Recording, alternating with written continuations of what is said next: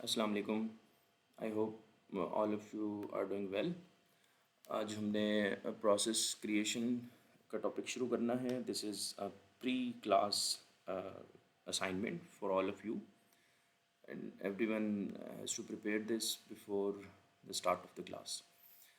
सो आप लोगों ने इस वीडियो को पहले देखना है, इसको समझना है, उसके बाद जो आपके साथ मटेरियल मैंने शेयर किया हुआ है इसको एक्सप्लोर करके आइएगा before start of the class. So हम पढ़ रहे थे प्रोसेसेस के बारे में, what is a process and what is a program. Process is actually, as we discussed, a running state of a program. Program is a passive entity, a process until it was on disk, it is program, but when it is running, we call it a process. Okay, so how processes are created? When we execute a simple shell command, an external shell command is executed by the operating system or shell. It creates a new process every time an external command is executed on the shell. So how this new process is created? So internally there is a system called fork system call. It is used to create a new process. अब new process create करने के लिए हमारे पास कई options हो सकती हैं कि भाई नया प्रोसेस जो हम क्रिएट कर रहे हैं वो किस तरह से काम करेगा। एक तो तरीका ये हो सकता है कि हम नया प्रोसेस बिल्कुल एम्प्टी हो, उसके पास कोई रिसोर्सेज ना हो और फिर उसको हम रिसोर्सेज आहिस्ता आहिस्ता दे दें। या दूसरी ऑप्शन ये हो सकती है कि जो नया प्रोसेस हम क्रिएट करने लगे हैं it is based on the parent process, जो उसको क्रिएट कर रहा है वो उसी की कॉपी हो। सो ये सेकेंड ऑप्शन ली जाती है in Linux. So fork system call यही करती है कि जो हमारा पेरेंट प्रोसेस है जिसमें हम इस वक्त मौजूद हैं, इसकी एक कॉपी बना देता है ये फोर्क सिस्टम कॉल। और वो डिटो कॉपी होती है। फॉर नाउ आप इसको ऐसे ही समझें, इसमें कुछ चेंजेस हुई हैं विद वी फोर्क और कुछ वक्त के साथ साथ कुछ तब्दीलियाँ आई हैं। कॉपी ऑन राइट का कॉन्सेप्ट इस पे आया है, वो लेटर ऑन डिस्कस करेंगे इस कोर्स में। But for now you can think of it as it creates a ditto copy in the memory। और जो नया प्रोसेस क्रिएट होगा उसको एक प्रोसेस आईडी मिल जाएगा नया, जिस तरह पेरेंट प्रोसेस के पास भी एक प्रोसेस आईडी है। सो जो फोर्क सिस्टम कॉल है ये दो चीज़ें रिटर्न करती है।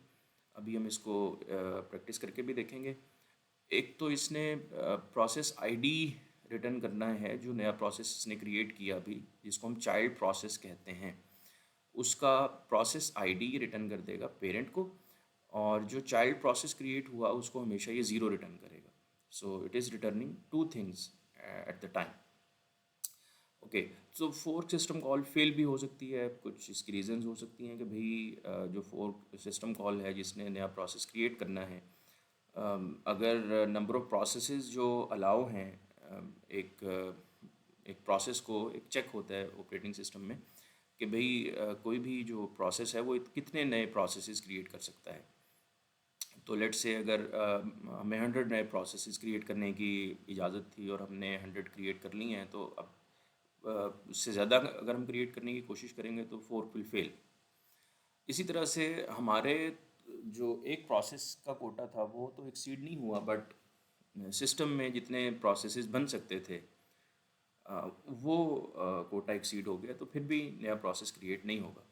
फॉर एग्ज़ाम्पल मुझे तो 100 अलाउ थे और मैंने भी 100 नहीं क्रिएट किए, बट जो सिस्टम है उसमें लेट्स से 10,000 अलाउ थे और 10,000 की लिमिट रीच हो गई है, तो उससे ऊपर अब अगर हम क्रिएट करने की कोशिश करेंगे तो फोर्क सिस्टम कॉल फेल होगी। और हमेशा फोर्क सिस्टम कॉल जब भी फेल होती है तो इट रिटर्न्स -1। या कोई भी ये जो एरर कोड है वो हमें जनरेट करके दे देगी। नॉर्मली -1 ही हमें रिटर्न में मिलता है। तीसरी रीज़न इसके फेलियर की हो सकती है कि हमारे पास स्वैप स्पेस अवेलेबल नहीं है। ठीक है, you know about swap space already. It is a virtual memory that is on the disk that acts like a backup of the RAM.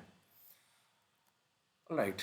So every process has its code, data and system data, file descriptors होंगे उसके पास। तो जब भी नया process create होगा तो उसको ये तमाम चीज़ें मिलेंगी। हर प्रोसेस का अपना कोड होगा, अपना डाटा होगा, और मेमोरी में जो उसकी चीज़ें मौजूद होती हैं वो सब होंगी। तो जब भी फोर्क सिस्टम कॉल रन होती है तो लेट्स से अगर पेरेंट प्रोसेस हम लेफ़्ट वाले प्रोसेस को यानी 597 वाले आईडी के साथ जो क्रिएट हुआ हुआ है इसको मान लें, तो इसने जो क्रिएट किया होगा 632 आईडी के साथ, जो चाइल्ड प्रोसेस ने क्रिएट किया, that is initially the ditto copy of the parent process. हम देख भी सकते हैं इसको डायग्राम से, इसको मज़ीद एक्सप्लोर करेंगे। For now just we get back to the practice as we have did the whole course until now. हम अभी एक सैम्पल कोड रन करके देखते हैं थोड़ा सा, और इसको अंडरस्टैंड करने की कोशिश करते हैं कि ये काम कैसे करता है। Then will come back to it again.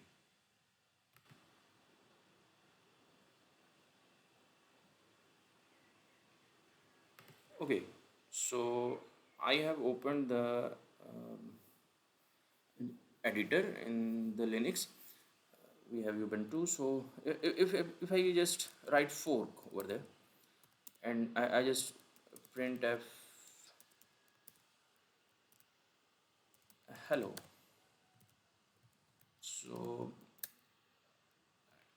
and we just run this code. This is prog1.c, and we output it as fork1 exe. There is a warning, but never be serious about warnings. So it is printing hello twice. If we see the output over there, it is printing the hello twice, not once. But if we open the code, simply open the code, we can see the hello is written only once. We have instructed the compiler to print hello at once. So why it is printing it twice? This is the reason the fork is actually doing here. Fork has created a new process. So one of the hello is from the parent and the second hello is from the child. And this also proves the same code is written in the parent as well as in child process. तो यहाँ तक आपने understand करना है। I think it is enough for you guys to explore. और फिर हम यहाँ से शुरू करेंगे। इसको अंडरस्टैंड करने के बाद क्लास में हम इसको मज़ीद एक्सप्लोर करने की कोशिश करेंगे। ये रिटर्न कैसे करता है, फिर चाइल्ड का बिहेवियर कैसे हम कंट्रोल कर सकते हैं, एग्जीक सिस्टम कॉल को कैसे यूज़ कर सकते हैं चाइल्ड को कोई स्पेसिफिक टास्क एलोकेट करने के लिए। Thank you very much, will meet in the class.